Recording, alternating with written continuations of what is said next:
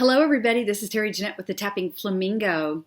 Today's video is all about a spooky, sparkly collaboration challenge hosted by Sparkles by Monica.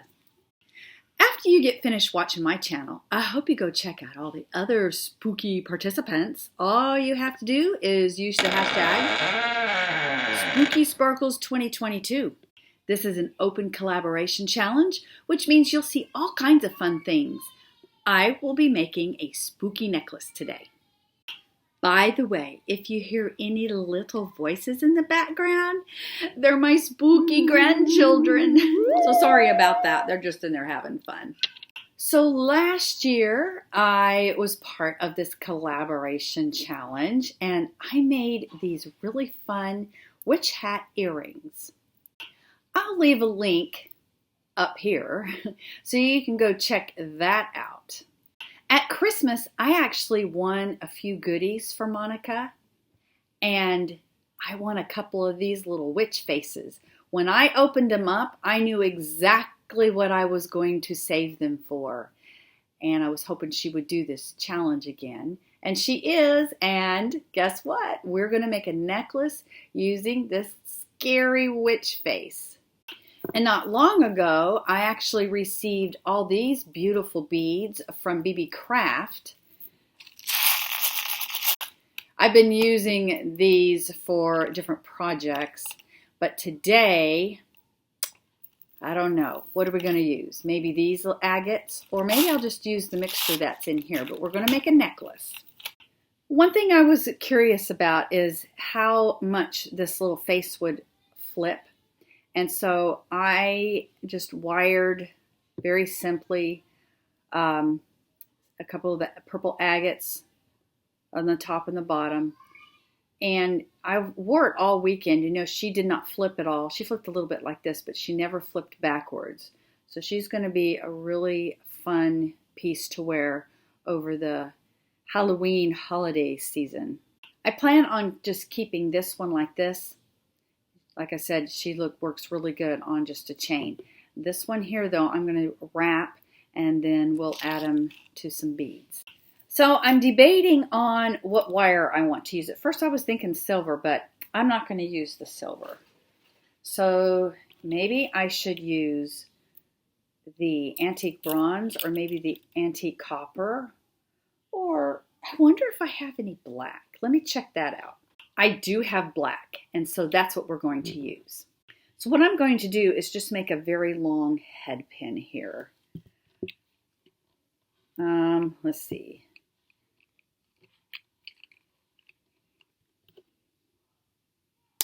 Whoops. Let me go retrieve that. All right, I just gave you a prime example why you need to hang on to your pieces of wire when you clip them. They will shoot across the room. Fortunately, nobody was over there to get poked. Anyway, so we're going to make a head pin. I'm going to use these round nose pliers at the very tip, and I'm just going to curl, go around a couple of times. And I want to have the end, it needs to kind of be flattened in there. So when you get to that point, then I'm just going to bring the wire up like this. And then we're going to thread this into the hole. Now I'm using 20 gauge, and it's a very soft wire. I want to have a big messiness at the bottom there.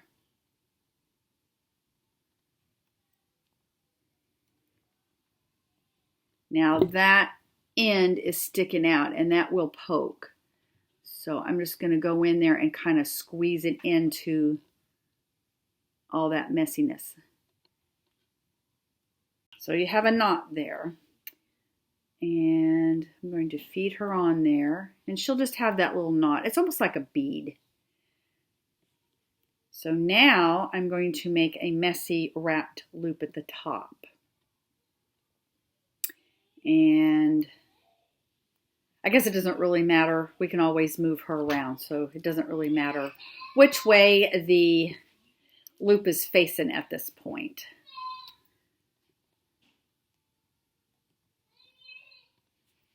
I'm just going to messily just finish with a messy loop or messy wrap, and then tuck the rest in. So I got her all ready to be added to a necklace, and you know, you can use this just as a chain. Just put a chain through there and just wear it like that. But of course, we want to have a little bit of bling, especially for this collaboration, because we've got to have some sparkles. So now to figure out what sparkles to use. As I've been using these beads, I've just been kind of throwing the rest of them in here. And so I think they're going to look pretty good. These are all colors I like to wear. I'm just going to randomly string them up. So I have her all strung up here. And now I'm just going to put the clasp on. I used a little crimping bead just to finish that off. I'm not using it as a crimping bead, but more as a spacer bead.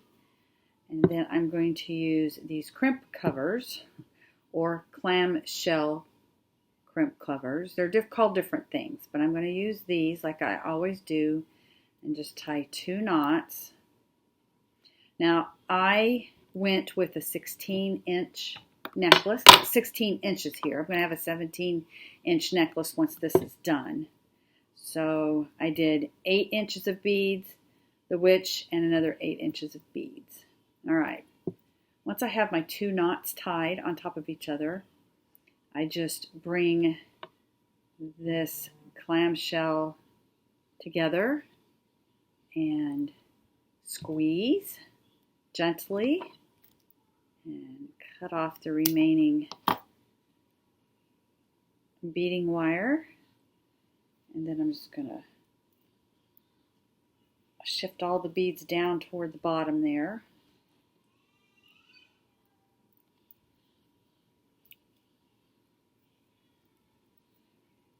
And then I'm going to need, I don't know, enough to be able to tie 2 knots.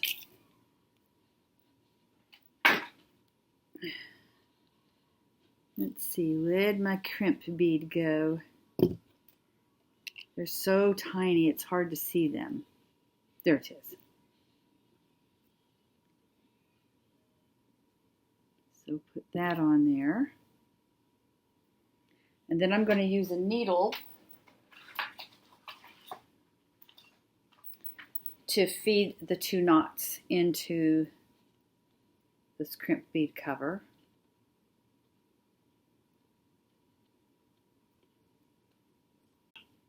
So I'm just going to tie 1 knot.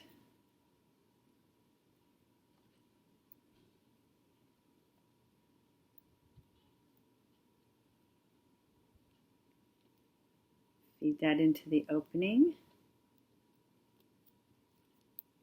You want to tighten it, but not too tight. You don't want these to be like, I don't even know how to really explain that, but you don't want the beads to be shoved right next to each other where they kind of stiffen up too much. And now I'm going to tie another knot.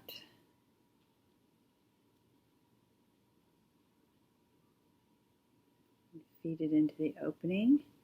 This one you can tie a little tighter.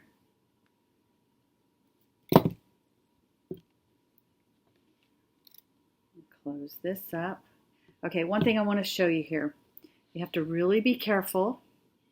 And I always look to make sure this doesn't happen. You see, I don't know if you can see it or not, but the beading thread went over, like underneath there. You want to make sure it gets inside the opening, not on the outside. And that will happen if you're not careful.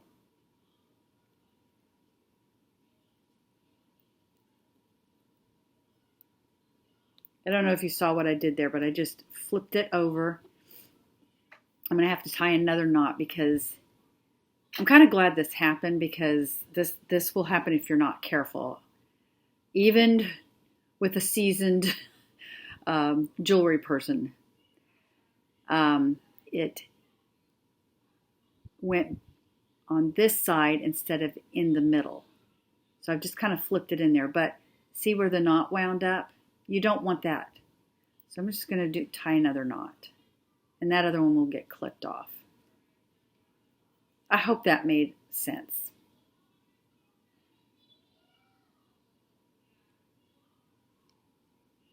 All right. Part of my problem is, I'll be honest with you, I'm not used to having fingernails. And my nails have just been really growing wild lately. Usually they break. All right. So I've got it fed into that opening.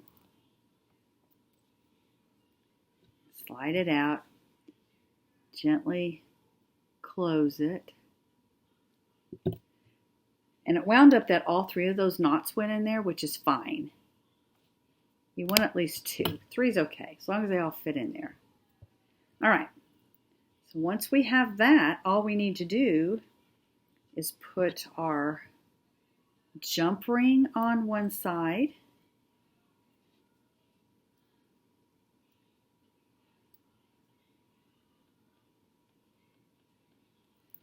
And our lobster claw, which we make sure it opens properly. It does. On the other side. And you could do a jump ring on here too. I'm not going to, but I think if I was to sell this in my shop, I would have put a jump ring on there. But this is for me, so I'm just going to leave it at that. And here we go. Here is our little set. Now, this is silver. This is gold. You're not going to see this though, so it doesn't really make any difference. But I love the way this set turned out. And I'm going to have a lot of fun wearing this over the Halloween holidays. And here is my set on. These are from last year. These are from this year. And everything does sparkle. I hope you go check out all the other participants. I will actually leave the hashtag down in the description box. So all you have to do is click on it and that'll take you to a list of all the people that are participating in this challenge. Y'all have a fantastically wonderful day. This is Terry Jeanette with the Tapping Flamingo signing out for now. Bye-bye.